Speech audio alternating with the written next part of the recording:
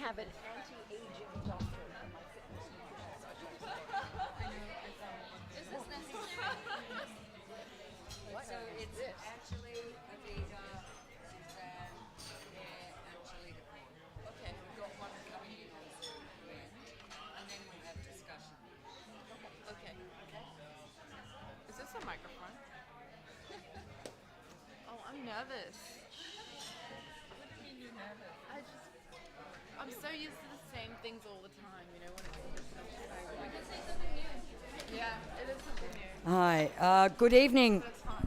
Good evening, everybody. If we could just start the program now. Sorry for being a few minutes late. I'm Gwen Robinson, past president of the Foreign Correspondents Club and editor-at-large of Nikkei Asia. And we're here tonight to mark International Women's Day. And I have to say, at the Foreign Correspondents Club, we were having some discussion about how to do that. And with all, with wars, conflict raging, and many other issues, both in the region and internationally, there were so many themes for various International Women's Day events around the world, and particularly here, for example, in Myanmar, a lot of events with women in the resistance and how conflict affects women and a lot of other things. We thought that this issue has been a long simmering issue about whether Thai society places inordinate pressure on young people, particularly women, to conform with conventional standards of beauty. And as we all know, there is a lot of selfie obsession in Thailand and a preoccupation, let's say, with looks, and the idea of fitness has translated into more about body shapes and obsessions with that. So we thought it would be a good time, and also many of us were impressed with the saga last year that led to the crowning of Miss Universe Thailand, who is with us tonight, Anchilee Scott-Kemmis, and the pushback against what she calls real size beauty, the debates about her size, the debates about her ethnic composition, all kinds of things which really were very confrontational. So we thought it was a good time to discuss these sort of issues. So before I launch into that, I'd just like, for a bit of housekeeping, to say a few things about what the club's got on this week, and to remind that tomorrow night we're doing a panel on LGBTQ equality for people in Thailand. Is it a goal within reach? There's a very interesting panel discussion all about that with some key members of LGBT lobby groups and also a representative of the Move Forward Party. So that will be live streamed and at the club. And on Friday night, we're very pleased to host some of the most outstanding protest and graffiti street artists in Thailand here for the launch of a new exhibition led by Headache Stencil with some live music. So he'll probably say some words too, and we'll be also launching a book on street art in Thailand. So watch for that. Monday, Ukraine and Russia and the impact on Asia. I know that is possibly a little bit off the usual agenda for the Foreign Correspondents Club, but I think we can all say that we've been riveted by what is unfolding in the Ukraine, but also now really considering the implications of the conflict on not just Thailand, but the region, the outlook for the economy, and also the geostrategic dimensions. We have an excellent panel for that, including former Foreign Minister Kasit Piromya, Dr. Titinan Pongsudirak, who's here in the audience tonight, and Dr. Nigel Gould-Davies of the IISS in London, formerly of the FCCT parish. So please watch for those and lots of other things. So I'll cut off there because we want to launch into our discussion tonight, which is about Real Size Beauty and Skin Deep Society, the politics of Thailand's beauty industry. So I'd like to ask Anchilee or Anne Scott-Kemmis to start the discussion, and after her we will go to Dr. Pavita Pananon, Professor International Business Studies at Thammasat University. Next to her is Suzanne Hosley, head of the Fit chain of fitness clubs, and next to her is Pear Maneechote, journalist, freelance journalist, also lately of the Thai Inquirer. And on the screen we have with us Dr. Chalitapong Sompong, who is Professor of Political Science at Thammasat University, and many other things, specialist in gender issues, and also president and I believe one of the founders of Swing, the sex workers group, and also involved with the Asian Studies Association. So look forward to hearing from you all, and over to you, Anchilee. Thanks. Thank you, Gwen. Hi, guys. So you can just call me Anne, really. Only my dad really calls me Anchilee. So I am the current reigning Miss Universe Thailand, and just a bit of background on myself. I'm half Thai, half Australian. And in terms of how I view my values and my understanding of the world, I really do believe I've had a mixture of both, which has helped me develop myself into the person I am today. A bit about my campaign, Real Size Beauty. It's an online campaign, and it's essentially a hashtag, and then you put Real Size Beauty. And it's about celebrating your individuality. It's about looking at yourself beyond your exterior beauty, beyond vanity. And I think that's really important. And I really saw that it was missing in Thailand, especially as a student who came from Australia, where I never really had comments on how I looked. No one really talked about my body per se. And it was more so the interest people had in me was my thinking and what I had to offer them as a human being. And then coming back to Thailand, I received a lot of criticism about my body, or, oh, you went to uni, you're pretty, but you're a bit chubby. And it made me think, but you don't care for what I have to offer as a friend, as a employee even, or whatever it may be. So it made me think, what can I do to give back, to do my part in society? And I think it's come from the aspect that I do come from a privileged background, and it'd be irresponsible for me to deny that. But with that, I've always held myself to a higher standard, to feel as though I need to give back to society. And I thought, okay, I have a voice to an extent, time to raise it louder and make it stronger. And that led me to do Miss Universe Thailand, because I did see that the Thai beauty standard was unattainable, aggressive, and really detrimental to our young girls and the generations to come. So to start off, yes, I do think the Thai beauty standard is extremely toxic. Yeah. I think also, Anchilee, given Anne, given what you said, there's also some interest in how you got yourself into all this when you were actually studying at Sydney University. I think you completed your degree and were thinking of further study, but this must have consumed your life in the last year. So maybe you could tell us how you got into it. Sorry, yeah. So I stumbled upon it. I finished university online because of COVID. So I came back to Thailand in August 2020 because I was living in Sydney alone and was essentially getting depressed because of COVID. So I came back to Thailand to be with my family. Finished uni online, and as you know, a 21, 22-year-old girl, I go out. I went to a bar, I went clubbing, I did all that stuff, and then met a woman that worked for a fashion brand, Pomelo, and was like, you should come model for us. So I was like, okay, pocket money, don't need to ask mum and dad for more money. Sure, why not? So I did it. And then it led me to meet my mother agency, or a woman named Milin, who is a fashion designer here in Thailand, who runs a modeling agency.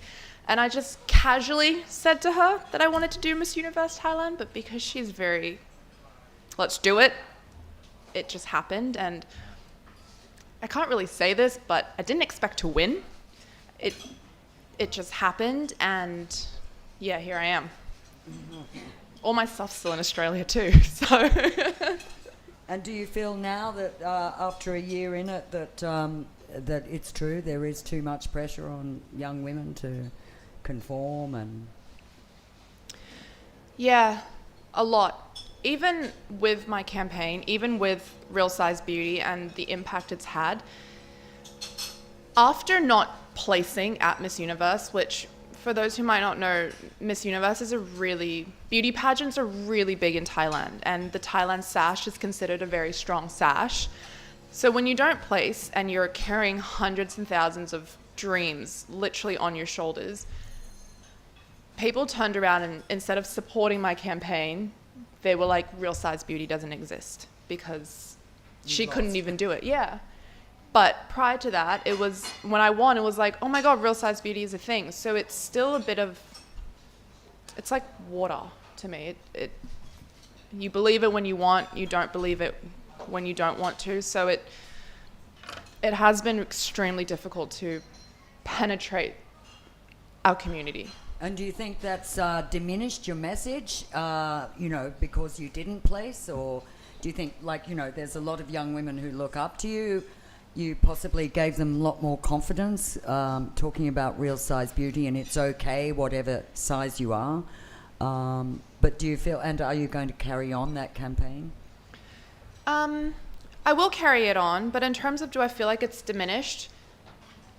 To an extent, yeah, because I couldn't prove, the haters wrong. I couldn't be that physical example of you can go far despite not fitting into a beauty standard that is unattainable. But that's pretty far that you got anyway.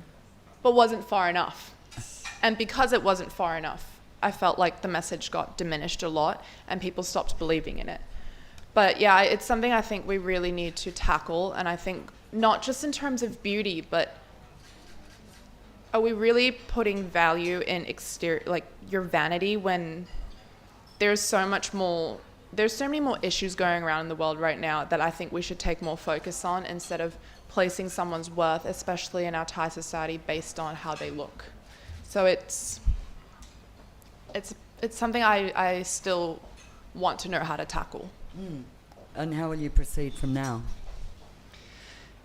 Well, the only thing I feel like I can do at the moment is continue to raise my voice, continue to use my platform for a good cause, and have conversations with people and really get to understand what the issue is and why we place so much value on that, which I think makes today very interesting for me because I do have a lot more to learn. I don't have a definite answer. So yeah, we'll see for me at the moment. Don't reveal all your plans. Thank you very much, Anne. That was excellent, really great insight. So we'll come back to, just to say, we're going to come back to questions from the floor, and also we'll take them over our Facebook live stream. So turning now to Dr. Pavita, who I think has been looking at some of these issues as an academic, and you have taught many students at Thammasat University and dealt firsthand with a lot of these issues and seen close up a lot of the angst that these beauty standards and pressures generate. So I'll hand it over to you because I know that you know exactly what you're going to say. Thank you, Gwen, and good evening, ladies and gentlemen, here as well as online. I'm very honored to be seated here next to Anne because, of my experience in speaking on various panels. This is the first time that I'm seated next to Miss Universe Thailand. So, and I just want to tell you one thing, that please don't be discouraged, because a lot of young girls look up to you. I am in the career where I meet with a lot of young girls, university students, particularly in the business school. The majority are women. And when I mentioned that I would be coming here today, everybody is very excited. I hope some of them are watching. But just to share an anecdote of why beauty or physical appearance is so important in Thai culture. When I ask my students, every term I would ask my student, how would they make me remember them? Because when you meet with a lot of students, you need to remember who they are. And it's very interesting that the only answer that most of them would usually talk about is their physical appearance. I have long hair, I have long brown hair, I wear glasses or something like that. And then very few who would just come out and say that I am confident in my LGBTQ issue or something like that. Usually it's about the physical. And then it's something that interests me, because I find that to understand Thai culture from the very basic thing of how people identify themselves is a very important issue. So I kind of find this interesting, and not to mention that I have a good friend who is into the business of wellness and fitness and everything. So there has always been the issue of how the concept of beauty transcends cultures. And because I teach international business, I want to look at this aspect more from the kind of the business of the beauty industry. So I kind of name my talk today, Beauty and the Biz. And I want to talk about the beauty industry as an industry that sells aspiration.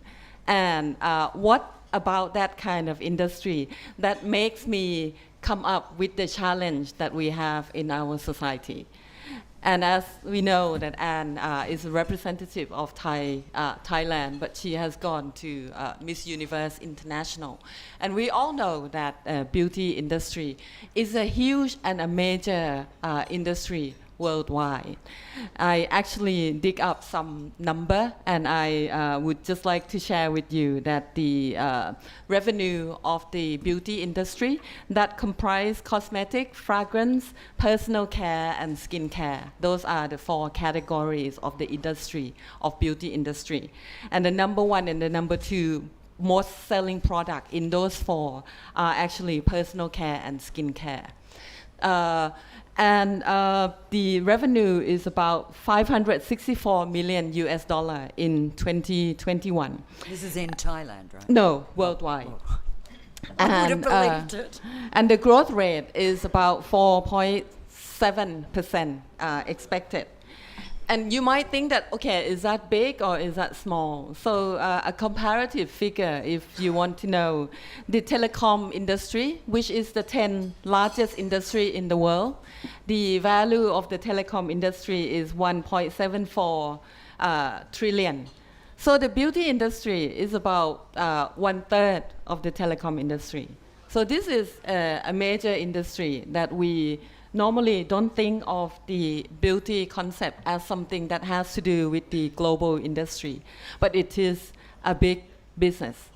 And what about it that makes it also very difficult to perhaps go against the kind of the concept of what beauty standard is there? So I think that when we look at the issue that we are looking at in Thailand, we need to look at it as a kind of the global business concepts encountering the limitation of ideal beauty and how each society perceives that kind of value. Some society might be more open toward international concepts and things, but why is Thailand not in that society? So that's my kind of the idea that I want to share with you, my thought today, is between how the challenge of globalization of beauty encounters the kind of the local culture in Thailand. So with that, we have to look from both sides. So if you look at the global beauty industry, as I already mentioned, that this is a major industry dominated by leading multinationals of the world. So it's not the beast, but some people might say it's also the beast, who is also the business side of it. And the biggest companies in the beauty industries, you may already know. The biggest one is L'Oreal, biggest cosmetic company. But number two, you might not expect, is actually Unilever. It's a company that sells consumer product, but it is also the one of the biggest in beauty industry because it has a big skincare and personal care in that area. And the third one is Estee Lauder, which is another beauty company. And if you want to look at if all the multinational companies in the beauty industry is all Western, actually, no. In the top 10, there are also Asian firms. So Shiseido, Japanese company, ranks at number 6, and Amore Pacific, which is a Korean company, ranks at number 9, whereas Kao ranks at number 10. So we can see that, okay, if we are looking at the global kind of standard beauty, white and Western looking and all that, it's not always the case because we have the Asian company in there. But why is it such a challenge that makes the mass market, the kind of the scale of the beauty company, kind of conveying through brand and brand ambassadors that are very international? Beauty industry is very much driven by scale economy. It focuses on large market. And if you look at the largest market in the world, they are the US, China, Japan, India, and Brazil. So these are also the kind of the largest markets. And if you look at the distribution channels, it's also a very kind of a big business dominated. You can get all this product from big retail stores, multinationally owned, or another way is you look at department stores or you look at duty free. These are all very much a business and big business at that. So with all this kind of industry, it's not just that. If you look at the other ecosystem of the beauty industry that goes with how beauty are perceived in each society, you would see that their products or their cultural products are sold through other industry. For example, music, entertainment, film. And the original concept of beauty started with Hollywood stars and movies and all that. And why are Korean beauty products becoming more prominent in the world? Partly thanks to their cultural export of Korean K-pop and then Korean movie. So all this makes a beauty industry kind of interesting in itself. My actually previous former PhD supervisor actually wrote a book on the globalization of beauty industry. And it's an industry that reflects a lot of things. It can reflect how globalization has been challenged throughout the world, but it's also an industry that is adapting. If we look at the global beauty in today's world, it's not just the concept of white beauty, Western looking. We are hearing more discussion on diversity, ethnicity, different skin color, and also gender. Beauty is now targeting men because of the grooming industry is now expanding into men. We're also looking at sustainability. Beauty products that are more sustainable are becoming more of the product that attracts more of the younger generation. And we also look at the ethics of beauty. Is it fair to have an industry that, you know, portray women in such and such? The kind of the ethic of beauty is also an issue that is being discussed. But why are we not hearing this discussion more in Thailand? And my answer is that I think we, two things. I think first is I think Thai society perhaps put too much emphasis on the beauty premium. We look at beauty as a kind of a ticket that goes to something else. So at a lot of times the beauty premium takes precedence over credibility or even capabilities. If you look at how a lot, I'm not saying that all, but if you look at celebrities in Thailand, perhaps we can broadly categorize them into two groups, the beautiful and the rich. And these two are connected somehow. The beautiful could be a movie actress. I'm sure that you can share with us if you have been asked to appear in movies or to become actress. That's the kind of the pattern that we see. So we see that, and then beautiful actress marry the rich, the high soul, and then they become the kind of the celebrities in Thailand. And that's our pocket of celebrities in Thailand. A lot of things are very much have to do with what they present, the kind of the exterior facade of wealth and of beauty. And I think that's something that has to do with not having enough of role model in the Thai society. We are talking about this today because it's International Women's Day, but it should not be the topic that we only talk about only on International Women's Day. Women do a lot of interesting things. We have leading journalists on the floor here, on the panel here. We have ambassadors who are here doing their work every day and should not just be labeled as the women ambassador. This is the work that they are seriously doing. We have all the women from all walks of life here. But why are we only looking at role model of women in March, in this week, on International Women's Day? A funny joke is the Bangkok Post this morning saying that they are publishing a series of Women of the Year, but it will not start until March 15. And it's just like, okay, I'm looking for who they select, and it's just like, okay, not here yet.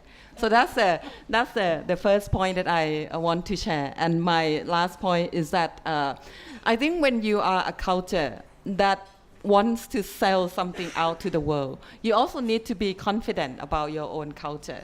And when we look at Thai culture and what we present abroad when it comes to Thai culture, it tends to be the kind of cultural product that is defined and approved by the state, the kind of the Thai beauty that would appear next to temples in Ayutthaya or something, but we're not embracing the kind of the diversity and the diversity in beauty enough from the state. And we may be too conformist in the way that we accept that as the way that all girls have to wear certain hairstyle, wear certain uniform. So in a kind of a conservative and submissive culture, it's very difficult to cultivate individuality.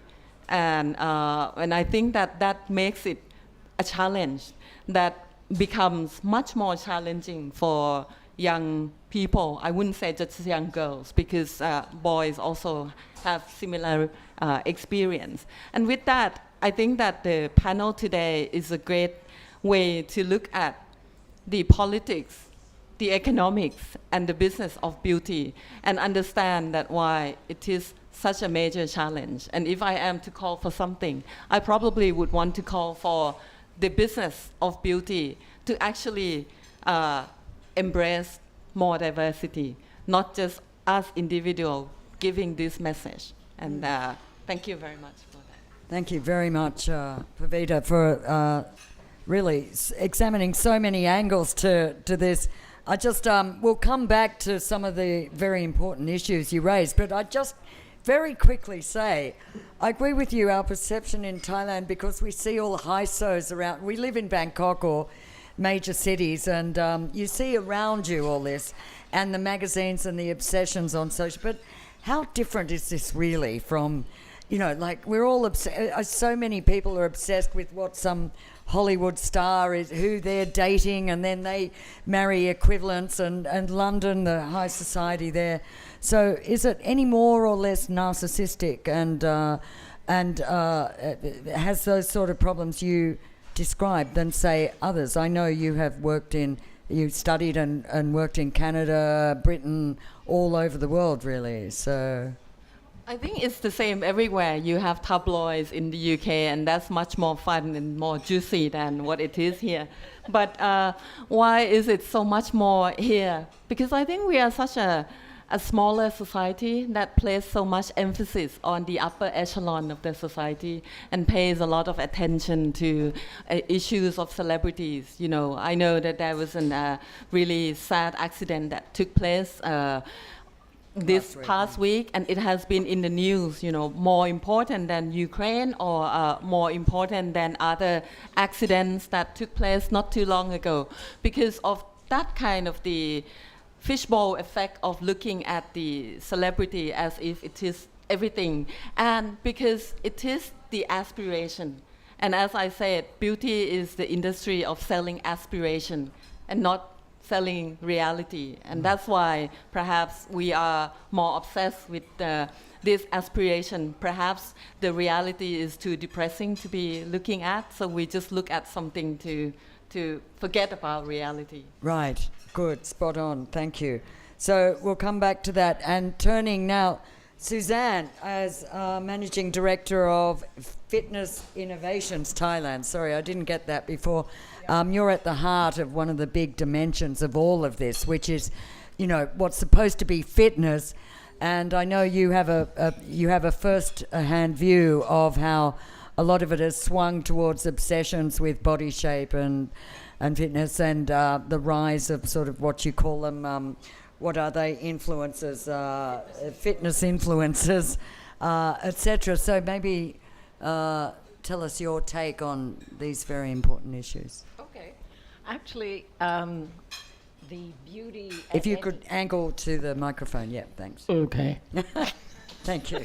The beauty at any size concept echoes something that we are working on in the fitness industry, which is fitness at any size. Because we're trying very hard to get away from the concept that if you're a little bit heavy, then you must be unfit. You have to be slim to be fit. You have to be thin to be fit. And that's not true. There are a lot of larger people who are super healthy and super fit. And there are a lot of skinny people who are skinny fat. And they're trying very hard not to gain muscle. And so what they have is very high body fat composition. There's even a term for it, skinny fat, that we talk about. So this beauty at any size is similar to fitness at any size. And it is something, it's a concept that we have to get across. What the business I'm in, I train trainers.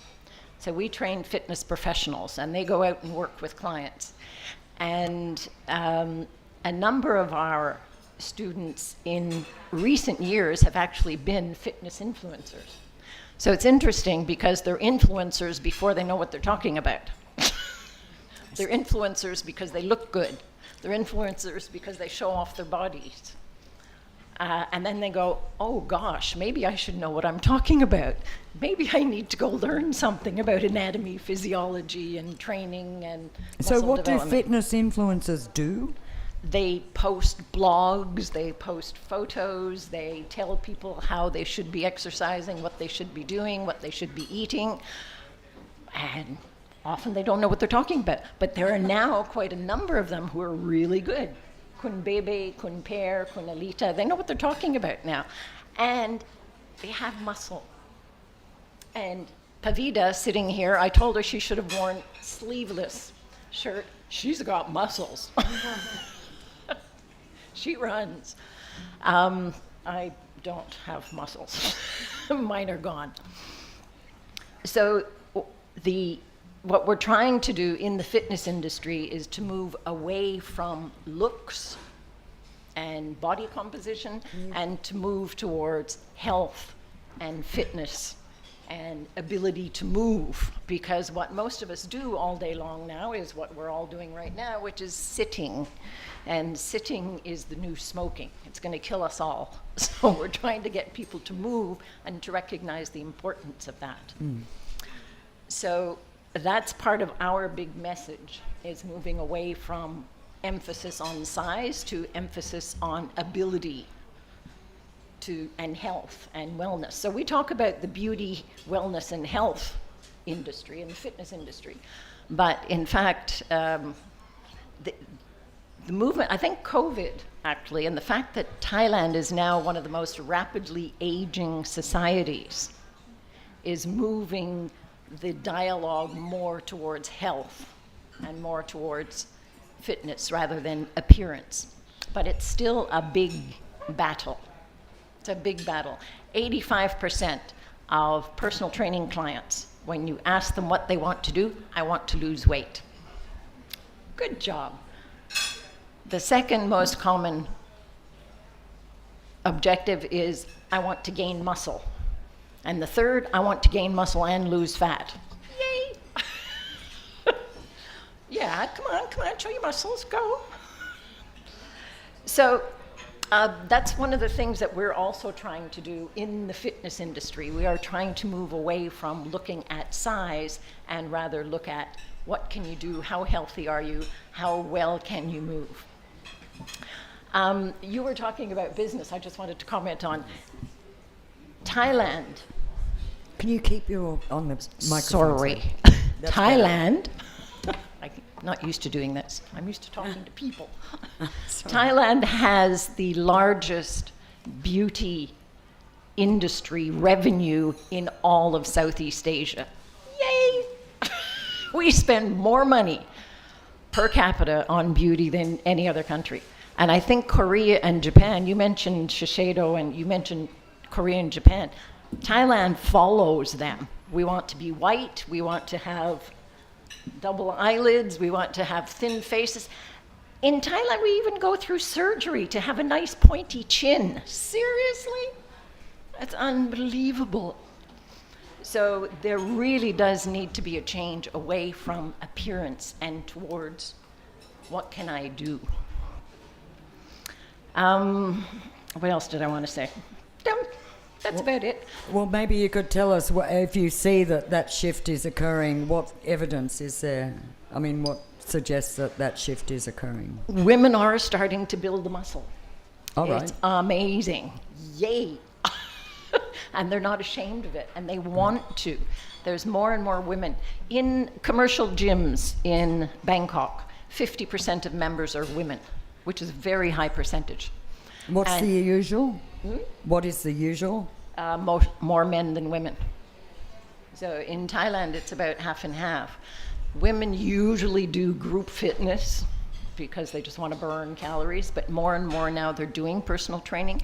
We're getting more and more women becoming personal trainers. And one of the reasons they want to become personal trainers is because women don't want to be trained by men. Men don't understand women's bodies and how they work and how they develop. So a lot of women want female trainers. And we're getting more and more coming in to become trainers, which is really great. Right. Maybe you could give us an idea of how big you think the fitness industry is in Thailand. Do you have any idea of how many is there an inordinate number of gyms in Thailand or personal training? There are about 7,000 gyms in Thailand, but that includes hotel gyms and little boutique thing. But the major chains, I think Fitness First is now up to 35 branches throughout the country. Virgin Active is quite big.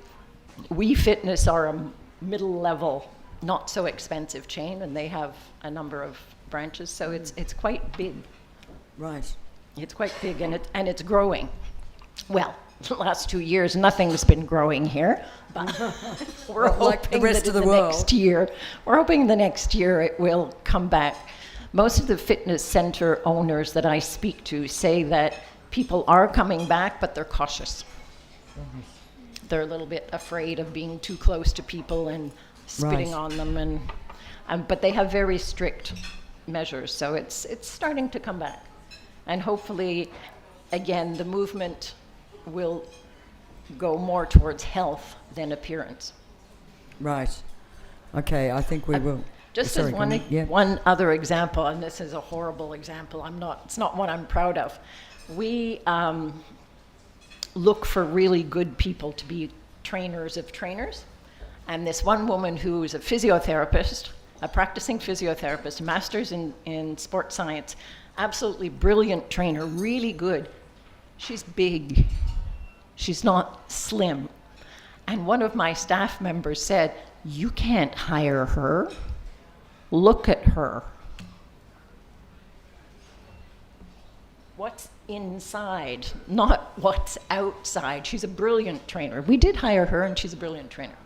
But that comment came from a Thai woman. Right. You can't Skinny hire one. her. Look at her. Skinny one, I presume. Yes, a skinny one. Okay. So that's a bit sad. Well, I presume they're the sort of attitudes you're saying are beginning to shift now. Yep.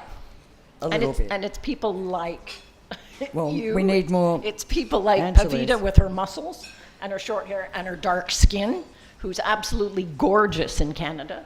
And in Thailand, people go, maybe. Nice. I don't get it. Well, thank you for those observations. I think we'll now turn to Pear Maneechote, who has written about these kind of issues, but I think has also a lot of personal experience of growing up, suffering quite a lot of this kind of pressure as well. So over to you, Pear, and keep the microphone. Yeah. Is this okay? Yes? Good. Okay. Thank you. First of all, thank you so much, Gwen, for having me the second year around. I was here last year. On Women's Day, yeah? Yeah, on Women's Day as well. So this is my second year as a journalist, and what I found out about my experience as a journalist is that as time passes, the more I gravitated towards women's issues, the more I started writing more and being more interested about women's issues. And that it was because it's very personal and it's about me. And I think what we can all share as women is the kind of barriers and limitations that we go through as women in order to be taken seriously, in order to thrive, or to just really fit in society in this world. And I think especially as Thai women, as Anchilee mentioned, as you guys both mentioned, there's a very unique kind of way that we're supposed to be fitting in society. You have to be a certain size, you have to look a certain way, your skin has to be a certain color, you have to be a certain height, and if you look at that, you'll realize how narrow that box is to fit in, and it's all just based on your appearance. And before I start talking about my personal stories, I would just like to, commend Anchilee for, joining the pageant last year, even though maybe you don't believe in pageants, but then you're advocating for this message of real size beauty. And it kind of really opened a dialogue for everyone in Thailand to discuss about what it means to be beautiful, but also to be a woman in Thailand. And like you said, after the competition, why did that message disappear just because you didn't win, right? And I have a co-author, Jasmine Chia, who unfortunately cannot make it today because she's based in Hong Kong. We both are Thai, and we grew up in Thailand, and our stories are both very personal, and it's also very similar. For me, as you can see, I have very tan skin. I've always been made fun of and mocked for my skin color. It wasn't beautiful enough. I don't really remember a lot of what I internalized, but I think I remember my mom telling me when I grew up that she was like, you actually came back from school one day and asked what was wrong with your skin color. Why were your friends bullying you? But that also gives this message that, like, even as kids, children already internalize that prejudice, right? And my co-author, Jasmine, sorry, I'm just gonna read this because she sent it. So she was a competitive She was a competitive gymnast growing up. So she says, I used to do gymnastics and had a muscular build required for the sport, but the coaches, influenced by the standards of what it means to be beautiful in Thailand, often made elite gymnasts starve so they could look less bulky, something that our parents and mentors also told us to do. It made us worse athletes, but more acceptable in Thai society. And that brings me to the next point of Anchilee, because we wrote an article, I mentioned to you, we wrote an article based on the campaign and the pageantry last year. And the title was, for Nikkei, it was Thailand's Revolution in Beauty Standards is Only Skin Deep. Because as I think we all know, there is a long way to go. We can't just have a sweeping stroke to say this is real size beauty when women are still competing for such standards. And it is not, this is not meant to attack you in any way, and I think we've discussed about that. Like, it makes you question too, it opens this dialogue, it asks, so what does it mean? What does real size beauty mean? Is it being skinny? Is it being fat? Is it being bulky or chubby? And I feel like the conclusion is that there is no one way to be beautiful, and I think competing for such standards may be objectification in the first place, because these contests are based on female objectification. But I know that it is very difficult to enter that market and to elevate and to promote such campaigns and such a message without kind of using that as a leeway to do so. You know what I mean? And yeah, and so I'm just gonna reiterate some of the parts in the article right here that,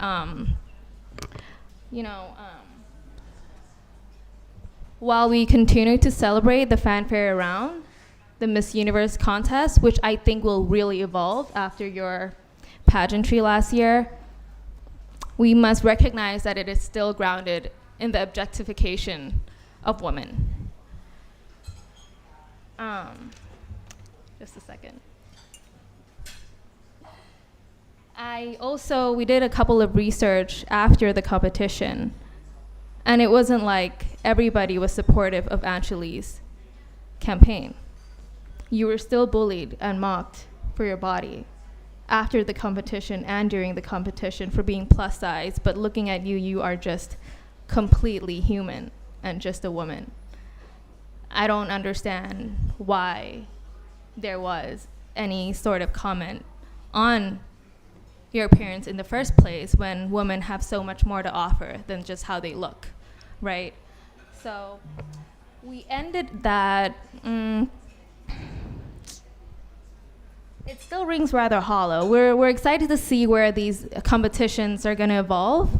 Beauty pageants everywhere are a very feel-good, but also blatantly superficial way of measuring progress in the values and the beauty standards of women. And I don't think it should be confused as real advancements for Thais. And the final message is that, while we kind of talk about that, we kind of look forward to seeing these contents evolve. But ultimately, a contest in which beauty plays a primary role in determining a woman's worth is not really a true pathway to female emancipation, whether that beauty is real-sized or not. And the truth is, I believe that we have a long way to go because women are all born equal and worthy. So why do we have to have competitions to prove that in the first place? Yeah. Okay, thank you very much, Pear. I think you've raised various issues, and I'd like to come back to quite a few of the issues raised, but including I'd also like to talk about the pressure also increasingly on men and young men, and particularly, Suzanne, you might see in the fitness industry, why are all these guys in there oiling up their muscles and pulling? So I think we'll come back to that, but we're going to turn to our last but very not least speaker, Ajahn Chalitaporn. And I'm very sorry, I got stumbled over your name earlier. It's Chalitaporn Songsampan. And one of your roles is also co-president of the Asian Association of Women's Studies. I excruciatingly left out women when I introduced you. So I know you've got a lot of things to say, so over to you, Ajahn. First of all, thanks, Gwen, for including me in this panel. Believe it or not, this is quite unusual, talking about beauty on International Women's Day. I have been participating in so many events and also panel discussions on this day for so many years. But in Thailand, we are not talking about this on March 8th. We usually focus more on this gender inequality and those stuff. But I believe that what we are talking about, what we are trying to present is quite important for Thai societies, for gender women all over the world. Ajahn Pavida started off by talking about her students. I will talk about my students as well. When I prepare for tonight's event, I happened to grade those papers of these young Japanese students in Japan. 14 of them taking a course on politics and of gender and sexuality with me in this university in Japan. And one of these issue I assigned to them to write on is beauty and ideal body. And so many of them, when they wrote the paper, they made these similar points about their own experiences as young Japanese women. All of them mentioned the fact that they felt so inferior, comparing themselves to this Korean beauty standard, because I asked them to read this article on this Korean beauty. And they said, when they looked at themselves when they were younger, when they were just young girls in schools, they felt so inferior because they looked totally different from this K beauty standard. So when I read all these papers, I could not help myself thinking about so many young Thai women, young Thai girls who had this darker skin. Some of the previous speakers already mentioned that, who look totally different from the Korean. The Japanese and Korean look quite similar. This is the point these Japanese students mentioned. But they still felt so inferior. So let's think of those young women in Southeast Asia, for example, young Thai girls, young Indonesian girls who look quite different. So my point is, beauty is so important. Beauty is so important. But at the same time, we have been criticizing this emphasis, this significance of beauty in Thai culture, actually in so many cultures on this planet at the moment. But let me just make this point that, as human beings, we tend to categorize people around us. Actually, we tend to categorize other human beings and animals into groups by using the appearances. But the problem is when we look at those characteristics, the way we value them can be quite different. So, it is quite difficult for me to ask people to pay attention on something else or devalue beauty, because when we like to look at beautiful things, that's make us human. But the problem is the standard. Who's going to define what is beautiful? And I think that's the main point that so many of the previous speakers have been talking about. What I heard tonight, because this is a good thing, going last, because I have been hearing these important points that speakers tonight have been mentioning. The first one I already talked about, this significance, this emphasis on beauty in Thai culture. I agree that some parts of this culture, not just on beauty, but Thai culture in general, is so toxic in many aspects. So we are not happy with this emphasis on beauty in this culture. The second point is this diversity of the standards of beauty. And actually this point is very important that we should try to come back and think about that. And last but not least, I have been hearing these young women on these panels talking about their own experiences, talking about their own struggle to raise these issues on this beauty and ideal body in this society. Kun Ann, I actually support you and the fact that so many people talked back at you on this issue, this real size beauty. So many people show that they were not happy with you. They try to criticize you. That's show, you know, all of these actions show that you are quite successful raising this voice for young women on this issue. So what I'm trying to say is, for so many women, maybe since the 1990s, beauty and body has been this site of struggle. So we are talking about, you know, so many women like Kun Ann actually try to destabilize, problematize this standard of beauty that links so closely with this slimness, thinness, and you know, and everything. Some young women try to raise these issues about the fact that the appearance, the look has been everything to assess the value or worth of Thai women. So that's what I have been hearing tonight.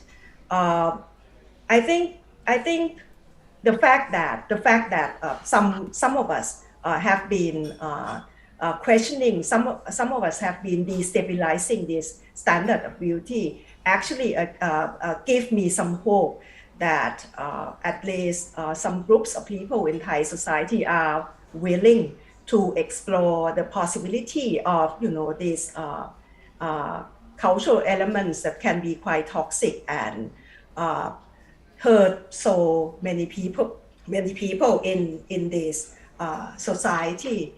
But we might emphasize this danger of beauty. But at the same time, Ajahn Pavida and others also mentioned the fact that beauty can be this power resource that so many people, not just women, you know, lots and lots of men have been using this beauty, the look, the appearance as power resource to gain something, you know, especially when we are talking about this employment, promotion, and also getting elected as well.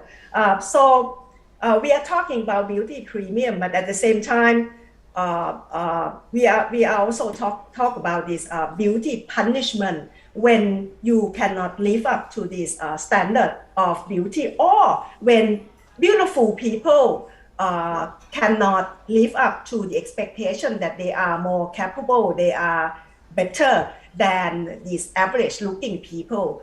So beauty can be quite dangerous, but at the same time, beauty can be used as power resources. Beauty can be seen as capital that so many of us can invest on and also use in different activities in their social lives. So what I'm trying to say is, when we look at beauty, we tend to condemn this emphasis on beauty, but at the same time, we have to look at this location of beauty in our society. And I invite all of you to debate on this issue. So many of you might disagree with me, but the fact that we can disagree and we can think together on this issue, beauty, is extremely important at this point. Another point I think I should mention tonight is about this diversity of standard of beauties. Since the last 2 decades of the 20th century, we have been talking about some other non-Caucasian standard of beauty. And we have seen this Japanese and also the latest is this Korean beauty standard capture this imagination and also became this aspiration of so many people in different societies. the fact that we are talking about Korean beauty or this Japanese beauty doesn't mean that anyone, any societies, any countries can just contest and destabilize and offer their own standard of beauty. If you look at this global level, the fact that Japan and South Korea established themselves as this economic superpower lead to this possibility of destabilizing the standard of beauty at the global level. So there are so many aspects that we should explore at this point on beauty. So let me just end by emphasizing the point that beauty can hurt so many women. Beauty can lead to this sense of inferiority among among gendered men and women in our societies. But at the same time, it's also a side of struggle. Thank you. Oh, thank you very much. Did you say a sign of struggle? A side, an arena of struggle. Oh, I see. Thank you. Could I just follow up? And actually, this might be a question that applies also, Pavita, and all the panelists, but I am very interested in the issue of, so Ajahn Chalitaporn, like Pavita, you've done some comparative work, I presume, and you're citing the examples of Japan and Korea, but also looking beyond Asia and also within Asia, Southeast Asia. There's some big differences, obviously, even within ASEAN, between, Thailand, Indonesia, or even, let's say Myanmar, in previous better times. But how do you were talking in broad generalities about this whole beauty syndrome, but are you referring specifically to Thailand, and do you think it's any different from other countries, and how much should we delineate between the West and East or within Asia? Because as we've heard, that Japan and Korea have some of the biggest beauty companies. They've got a huge industry as well. They set I think they actually also set a lot of example and therefore generate pressure in Thailand because there's so much idolizing of Korean beauty and all that. And I think a lot of the obsessions with cosmetic surgery, both in Thailand and Korea, but I think this eyelid thing luckily hasn't spread here, but there must be some kind of ongoing effects from the idolization of Korea. But how much do you think Thailand is different? Is it worse? Is it not as bad? Is it like more obsessed than other Asian countries, or how does it compare? For me, I think there are so many similarities. If you look at this obsession and also this emphasis on beauty and trying to beautify themselves, trying to improve this body image to look closer to this standard of ideal body. So I believe that there are so many similarities. But the fact that so many of us might think that the Thai society is worse because this is our society. We know how it feels, and we know how people actually behave. I see many similarities. I see so many problems across culture on this issue. And because of this economic and also cultural globalization, we cannot deny that societies influence one another on these particular issues. Thank you. And Anchilee, you in particular being bicultural as well. So, a lot of your life was, you've been studying in Australia and talked about Australia. I mean, how different do you think Thailand is particularly obsessive and puts much more pressure than Australia? I think we're too obsessive. I think it's Thailand. Thailand, yeah. I think it's toxic, actually. In comparison to Australia, no one cared. Oh, if really? you felt great, that was it. But here it's comments that weren't necessarily inviting. You never asked for it. You could have gone without saying that. It kind of becomes the norm, and you also reach a point where it's like, instead of calling them out on it, you just, okay, you just sit there and you cop it. When in Australia, if someone were to say they don't like my outfit or whatever, well, that's their problem. That's Right. not mine. Well, you can biff them. Yeah. But actually, I mean, I'm also bicultural and Australian Japanese, but I kind of think Sydney is obsessed with body beautiful, actually. There's a real obsession with, maybe it's more fitness and body shape, but I sort of get that impression in Australia as well, that there's a certain, maybe it's not quite on facile kind of beauty and plastic surgery and kind of, narcissism, but... Yeah, I agree, actually. I think Sydney actually has a bit of a fitness kind of, especially with the beaches. Obsession. But it's very small. It's a very concentrated group. You can easily, for me, I was easily able to pull myself out of that toxicity in comparison to here in Thailand where it's everywhere. Right. 24/7 everywhere. Right. Well, you're at the front line there. Would anyone else like to comment before we go to questions? Vida, also... I think if you look at it from the more of the global business, you also see that this issue has been raised before in other countries. India is also a country where they question this kind of a different concept in beauty. But perhaps I think it has to do with the size of the society and how much of that emphasis is felt in each country. In countries like Australia, maybe there are other aspects that is evident, but here perhaps we need a broader variety of role model to discuss about these things. Right. Perhaps that's a good point. And I think for me is that I think beauty standards are very contextual everywhere. Like in the States, you want a big booty, you want a body like Kim Kardashian, or in Korea, there's a lot of plastic surgery, in Thailand and whatnot. Maybe I think it's more about the discussion of it and how much it is being spoken and how much these conversations are being had. And, when we come back to like how men are, trying to look good, I think everybody wants to look good and healthy. But I think when it comes to the end of the day, you can't deny the fact that there's so much more pressure on women on their appearance than men.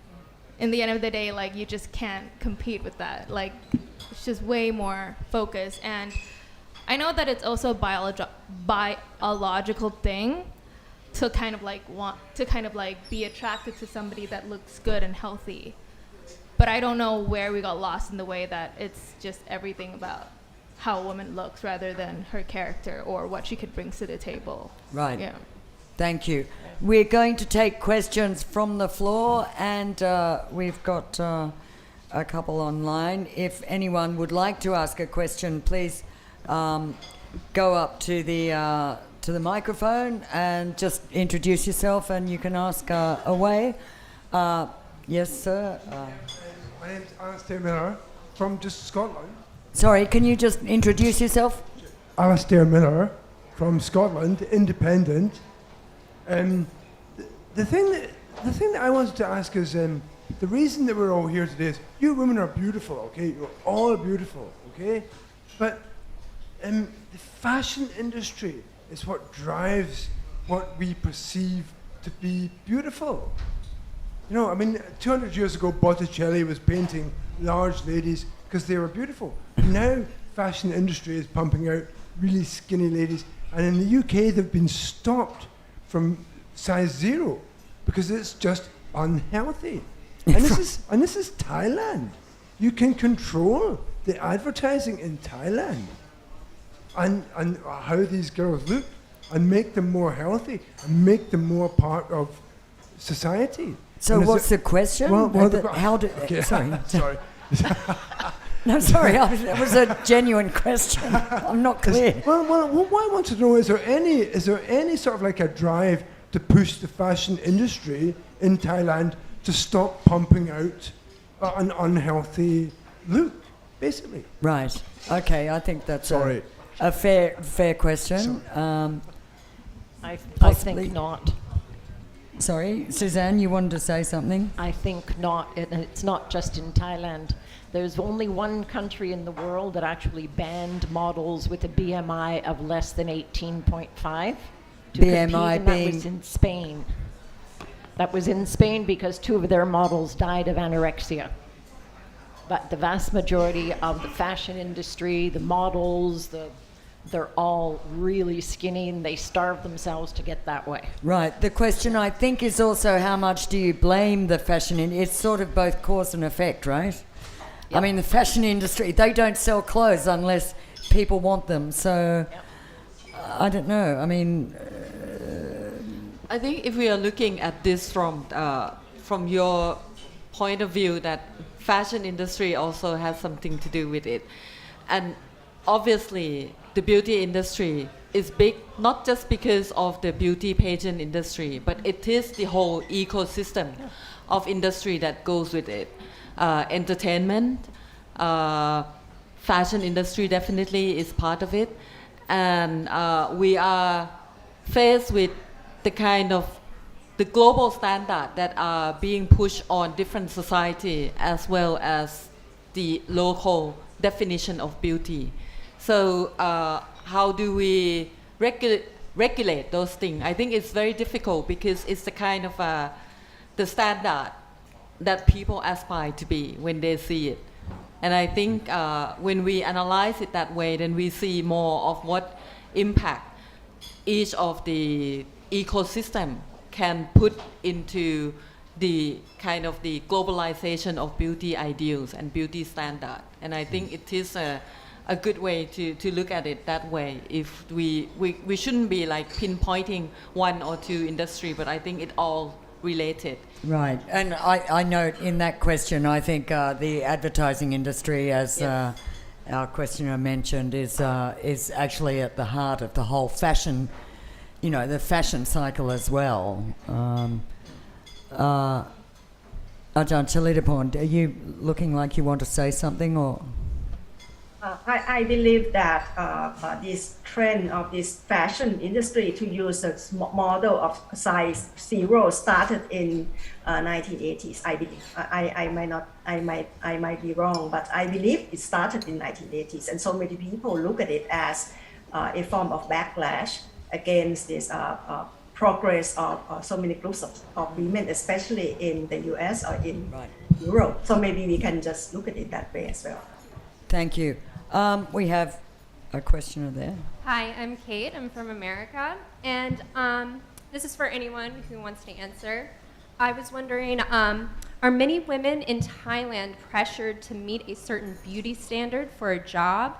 And if so, what jobs in Thailand have high beauty standards? I think that's an excellent question, and actually I think, Pavita, you had touched on that in our earlier discussion about that and how you were worried that it was this whole stress in Thai society on beauty is also equaling credibility almost. So you've done some research on that. I haven't done any research on this, but if I am to look at the industry and then classify what kind of industry put more on premium, beauty premium, probably everything that has to do with entertainment, all those things would be very much so. But if we are looking at industry, I think service industry will be one.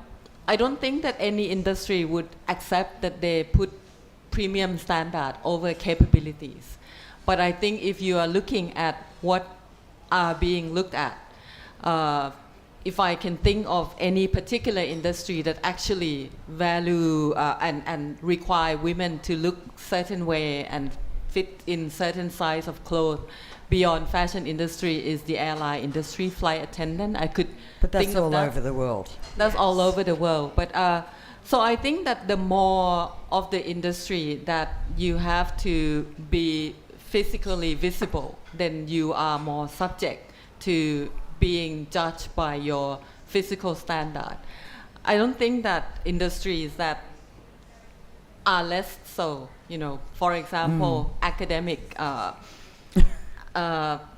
probably we are known to be industry of unattractive.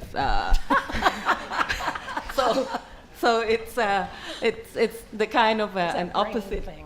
It's an opposite thing. So I don't think that any industry would accept that they put premium standard over qualification, but I think it exists in unconscious way. Well, can I leap in here and remind people the tourism industry in Thailand is 20% of GDP, and that is a lot of hotels, airlines, bars, restaurants, I don't know, you name it, but they're all industries that sort of generally like to have good-looking people doing the serving or on the desk. So that's just one theory. But like, Yeah.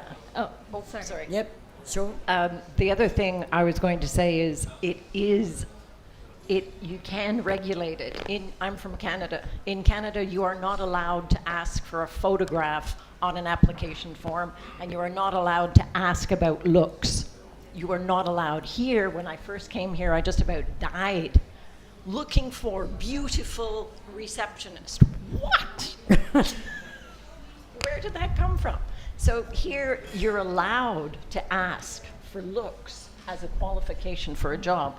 In Canada, you're not allowed to do that. Right. I just think that you raised a really important point that I also have been thinking about, like, why is there a certain standard as to how women should look in certain industries, right? Like, okay, why do you have to be pretty to be in fashion? Why do you have to be fashionable? And if you're in academia, why do you have to look unattractive? Maybe it helps. I don't know. No, but that's Obviously, that's Pavita actually is a very failure. prevalent. It's something that I have kind of like noticed as well. Like if you are too flashy, like as a journalist, like if I know that if I look too flashy, I guess people would not take me as seriously. Exactly. And if you behave more like a man, you dress more like formally like a man, and you don't kind of intimidate somebody with your looks, people will take you more seriously and not objectify you. Right. Yeah. Imagine the scoops you can get when you put a paper bag over your head. Just joking. So, sorry.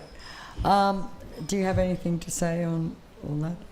No, it's difficult for me to add on to this when I feel like I am part of the problem as well, if I'm being honest.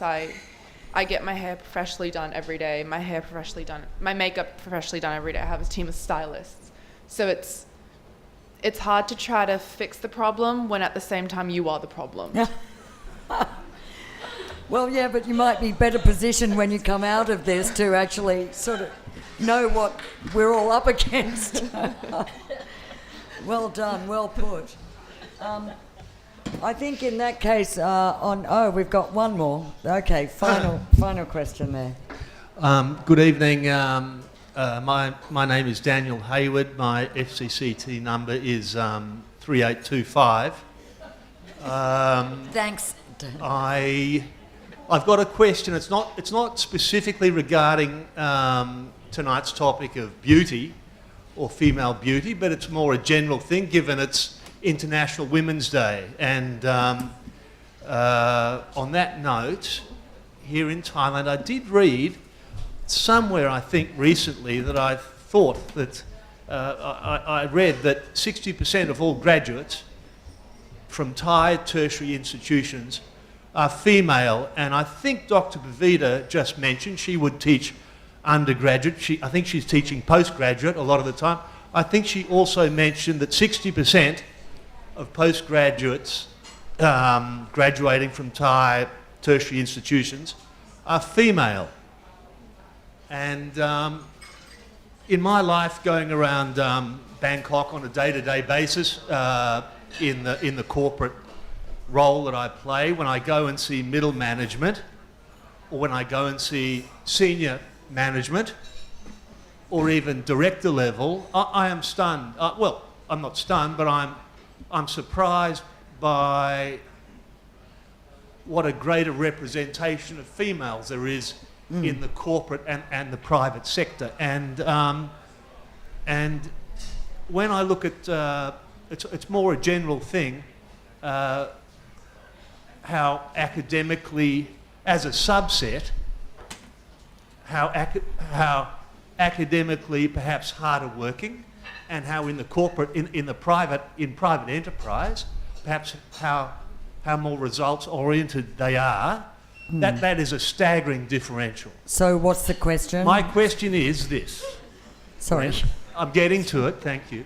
My question is, when I look at public life and public administration in this country, I look at MPs in Thai Parliament, I think there's somewhere between 12 and 15% of MPs happen to be female.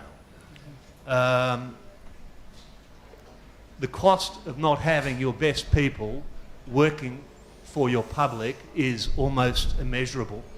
I'm just wondering if you had any way of explaining why that is the case here, whether it's just historical or cultural or just political. I'm just wondering why they are such a competent academically and so competent in the workplace and very underrepresented in public political life. Yeah. Thank you very much. One might actually guess that women are too smart to get involved in politics. Have much more, gain much more from going into business. But anyway, I'm sure some of you panellists would have theories on that.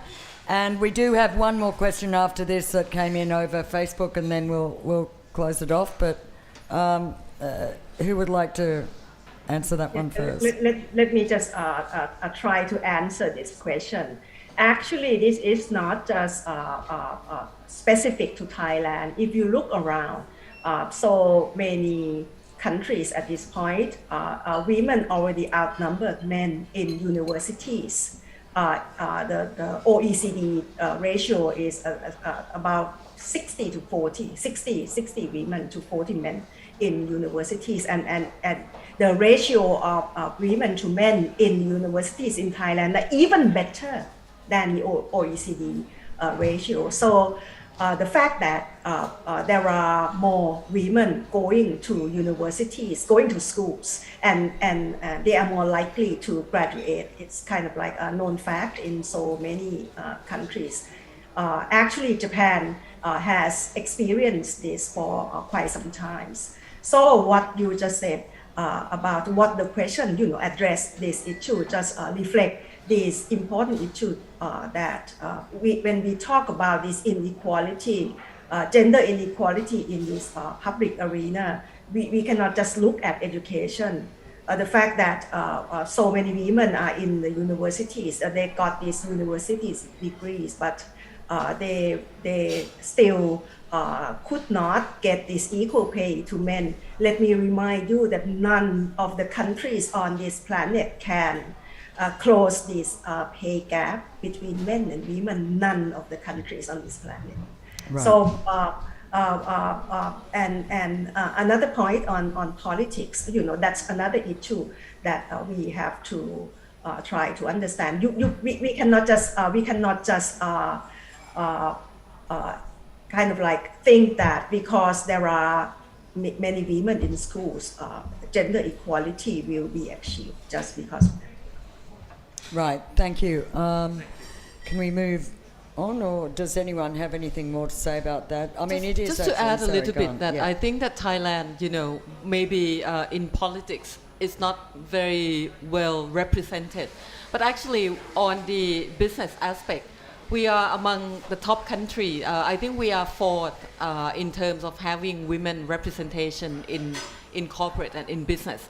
But perhaps the hierarchy of the ladder is less when women are up top at CEO level. But again, it's a paradox between a society that allows women representative in business, but then don't produce women CEO or women prime minister have been bashed for other reason, and that's a paradox that is interesting in itself. Right, paradox, yes, but don't forget Thailand is one of the few Asian countries to have had a woman prime minister actually, even though it's sort of related to family networks and things like that. But that's also another paradox. Without good representation in Parliament, women do not get. There's not enough women who get into cabinets to make, to implement things. That's its own paradox. But anyway, I'd just like to ask the last question of the evening. I think it's over the web, and it comes from a viewer called Corinne. As much as there is fat shaming, isn't there fit shaming too? Is this a form of body shaming? So, yes, you're nodding knowledgeably, Suzanne. Yes. Fit shaming. Can you? Fit shaming. Yeah, keep talking into the mic. Fit please. shaming, fat shaming, body shaming, it's all there. Yeah, so how does fit shaming work? Well, fit shaming is if you're not fit, if you don't have muscles, if you're not strong, then... Well, I presume that's more aimed at men. Are people Correct. shaming women for not having muscles when you No. said there's Not in fear Thailand. of developing muscles? Not in Thailand, not yet. Right, so it's men. It's mostly men, yeah. But fat shaming, body shaming, it's all about size. Well, yes, I know that Kunan here knows all about body shaming and Yep. fat shaming. It's an unfortunate reality in Right. our... So do you think fit shaming is causing problems for young men? Well, there's a lot of guys who feel inferior because they're tiny. They're not big. They don't have muscles. They don't bulge. And so they try and fit in by going to the gym and eating tons of whey protein and trying to become this ideal of them. So there is a beauty ideal or a fitness ideal for men as Right. well. And it has to do with having muscles and being strong. Right. I have a young man in my class right now. And he's 165 and he weighs 52 kilograms. And that's after having put on 3. And he just talks about, everybody looks at me. They all tell me I'm too skinny, I'm too tiny, I'm too... So Right. he's trying to build muscle Okay. so he can feel better about himself. Well, thank you. And would you like to say anything more? Yeah, I think the misconception we have a lot in Thailand too is everyone's version of fit is actually quite different. So I grew up playing sports, so I will proudly say that I am fit. I always exercise, I was always moving. I was never one of those people that would stay still. And even during the process of going to Miss Universe, we got my body fat percentage measured, and I was 17%, which is actually low for a young woman and really shows that I was fit and I was taking care of my body. But yet I was still getting body shamed. People were still saying I wasn't disciplined, I'm not fit, I don't take care of myself. Because I don't think we have that understanding of, we have different goals in the gym. Some of us just want to be healthy. We don't care for that 24, 25 inch waist or your abs showing. It's different for everyone. And until I think we can explain what that misconception really means and what different versions of fitness actually include, fit shaming, body shaming, and any type of shaming will exist. Thank you. We've got, look, okay, one more. Final question. Better be a good one. Keep it short. I'm Major General Atcha Bunkapur. I like to speak from Sorry, a could Thai you- man what was your name? perspective. I'm a life member here. My name is Atcha Bunkapur. Thank you. And if Anchilee still have beauty problem, it's like the richest man in the world still have money problem. Anyway, my message is, as a Thai man, I never like Thai ladies to be trying to convert the skin color or to have surgery. And I think it's more attractive to be natural, the way you are. So please convey that message to the young ladies. Don't ever have in their mind to go to hospital and thinking that pay 100,000 baht here for this job, it will look beautiful. Actually, Okay. it's Thank you. Thank you. And on that happy note, It's all right to be whatever colour you want, everybody. I'd like to thank our panellists, all of you, I thought it was a really excellent discussion, and you all balanced out so well, and I think we really got to the heart of some of the issues. Thanks, Ajahn Chalitaporn, for patiently sitting there on the screen, and thank you to all of you, and also don't forget our programs tomorrow, LGBTQ in Thailand, Friday street and graffiti art, and Monday Ukraine, Russia, impact on Asia. And also don't forget to support the Foreign Correspondents Club. If you haven't joined, consider joining, and we're always open for donations to the cause, and we are taking up a donation again for anyone who wants to get rid of old computer or telephone or other kinds of equipment for Myanmar media, who are in a terrible crisis, as we all know, and there's a lot of journalists who are in hiding, lost their equipment, and the FCCT has been trying to help Burmese media.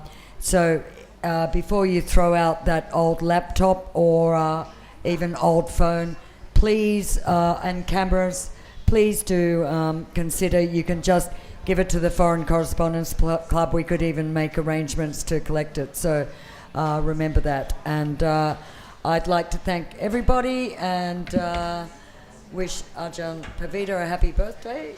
And, Happy birthday. And good night, everybody.